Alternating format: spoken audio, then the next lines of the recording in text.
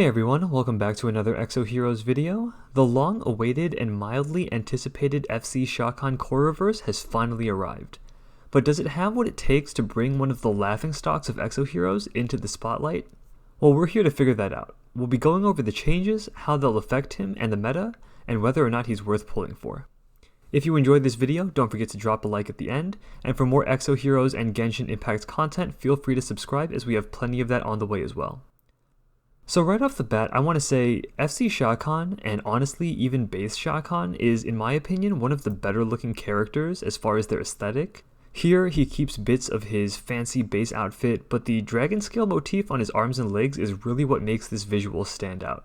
I mean, Exo Heroes has always done an amazing job with their art, and this is no exception. So let's hope that the core reverse can finally do this visual justice. Getting into the passive here, Thrust 3 is the same old, we don't need to get into that. Harbinger of Awakening basically says when an enemy kills one of your allies, they get tagged with Mark of Revenge, and when you kill or damage that enemy, then everyone on your team who has an Awakening passive will activate it.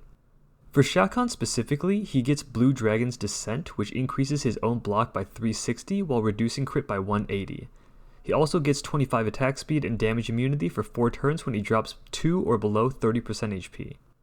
This is all fine, but his new passive tells us that the Blue Dragon is not only descending, but also protecting now. And it does this by increasing the block of all allies by 150% of his own block for 1 round. This is removed when an ally is attacked, and we've got a lot to say about this, but let's keep going for now. His A1 has some slight buffs, plus 1 mana cost and damage increase from 300 to 375%. His A2 gets a similar treatment with plus 1 mana cost and damage increase from 210 to 255%. But now instead of back row first, the AoE is on all enemies. Let's quickly go through the rest of the notes and then jump right into the discussion. So he has a 0.7 chance of pulling on his banner, there's a 19 pull recruit mileage to guarantee him, and of course, he comes with a nice little exclusive weapon here. Okay, so let's get started. When we first heard of Xiakhan's core reverse, we were obviously really excited even before we knew what the changes were because he's so underrated that basically any change would be a buff. There was a lot of room here for the devs to play with regarding how they wanted to make him stronger and more relevant, and in the end, this is what they went with. So let's start from the top. Blue Dragon's Protection. At first glance, it's actually a pretty solid addition. The increased block of 150% of his own block is pretty significant considering he's a defender. Looking at his stats, from base Xiakhan, that's going to be around 180 block, which is nothing to scoff at. Considering the base block defense rate is 50% for, I believe, all heroes, and signature force damage is also blocked if the initial hit is, our minds first went to the idea that Xiakhan could come into the meta as a way to mitigate that first turn burst from heroes like FC Xiakhan, Rira, Diva, and now we're seeing people even like Nurmash. But as we thought about it more, there may be some reasons why this might not work as well as it sounds. The first scenario being that the block buff is removed when an ally is attacked, so this is only for 1 instance of damage. And the way that it's worded, where it says 1 round, gives us the impression that it only triggers at the start of the fight and doesn't refresh each round, which would obviously make it not as good.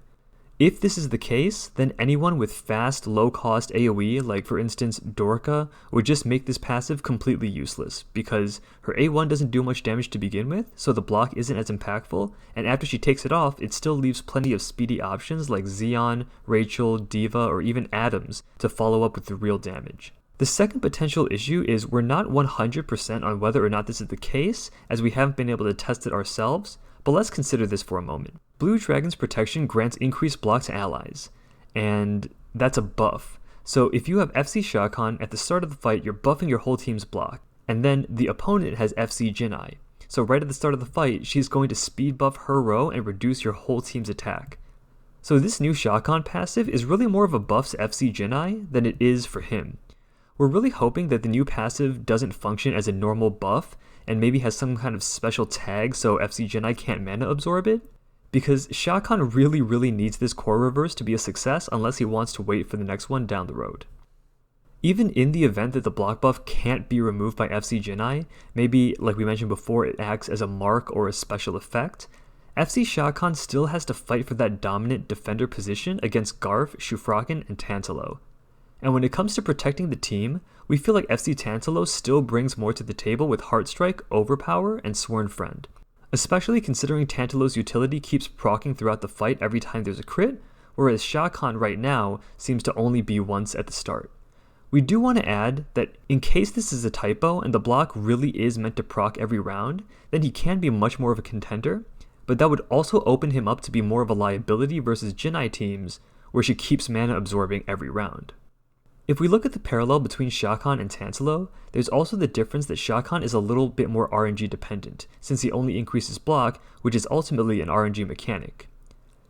Now, we mathed it out to 180 block earlier, which is a lot, but there's always the chance that it doesn't work, whereas with Tantalo, sure, you could argue crit is also an RNG mechanic, but his passive works 100% of the time when crit.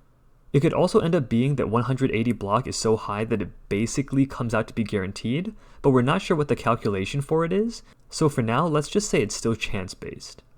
Moving into the skills, these are a lot simpler to talk about. The mana increase on both is obviously the most important factor right now considering Signature Force, and even more so because of his guaranteed crit when paired with Rachel. So the +1 mana on his A1 means with just elemental damage, you're getting a straight 2,450 or potentially, if he's paired with Rachel, 3,675 extra damage with a crit. This is a significant increase and much more impactful than what the 75% attack scaling is going to do, considering his base attack, even with the Fate Core, is around 600. The same idea applies to his A2, where the 1 mana, while it might make it harder to get this skill off early, gives him significantly more damage than any attack scaling would. There is, however, a niche that Xiakhan can fill. Although he's not the ideal choice at 75 base speed, you could potentially use him to proc Summer's Blessing, either single target or AoE depending on how much mana he has on his turn. This might make him a good choice if you don't have Greenland Signature Force but want to proc Summer's Blessing and also want some defensive utility. As it stands now, FC Xiakhan is in kind of a weird place where we don't think he's necessarily bad, but he's also not a shoo-in to compete with the true top tier heroes. A lot of his viability, specifically in PvP, rides on the interaction between his Blue Dragon's protection and Jinai's mana absorb 4, and whether or not the block buff resets every round, or if it's just once the entire fight. We can see him as an addition into Rachel Force comps, maybe something like Xiakhan, Rachel, Xeon, where you could protect Xeon early with the block, and then add supplemental damage later in the round. But when it comes to shaking up other meta comps revolving around Shufraken and Garf Tantalo, we think it's going to be hard to justify his spot within those teams. Our final verdict, if you have or are close to Rachel Force, pull. If not, pass. In the end, these changes didn't affect how Xiakhan fundamentally plays, and the new passive alone just isn't enough to make him good. Most of his strength is still tied to Rachel for the Signature Force and crit, which is why we can't in good faith recommend spending your hard-earned Zez on him. That does it for this video. If you enjoyed or found it helpful, please do give us a like and subscribe. More Exos and Genshin content in the works, so stay tuned for that. Thanks for watching, and we'll see you guys next time. Peace. Ooh, wait, no. Actually, hold on. So, I had to go back and add this piece in because I'd already finished the audio recording, but then I pulled FC Xiakhan on one of the free pulls on my alt, so naturally I had to go and try him out. Unfortunately, I wasn't able to test out the Jinai interaction, but I can shed some light on how the Blue Dragon's protection works. So it in fact does refresh every round, which is good, but when anyone gets hit, everyone loses their block buff.